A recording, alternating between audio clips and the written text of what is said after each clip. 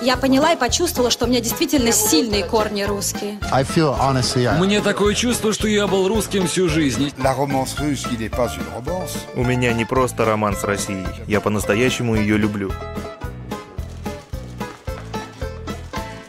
Жерар Депардье получит российский паспорт. Жерару Депардье устроили горячий прием в Чечне и подарили 5-комнатную квартиру. В Москве он открыл ресторан французской кухни.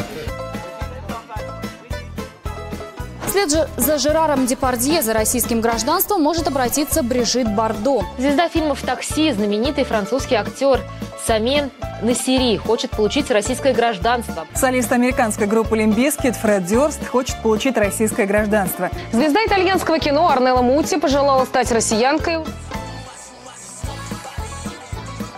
Знаменитому американскому боксеру Рою Джонсу-младшему выдали российский паспорт. Поздравляю вас и вручаю вам паспорт гражданина Российской Федерации.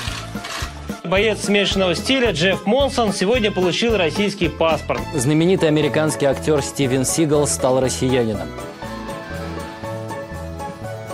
Актер Стивен Сигал назначен спецпредставителем МИД России по вопросам гуманитарных отношений с Соединенными Штатами. Разговор с Сигалом, судя по его прошлому, обычно короткий. Давайте освежим в памяти некоторые известные переговоры.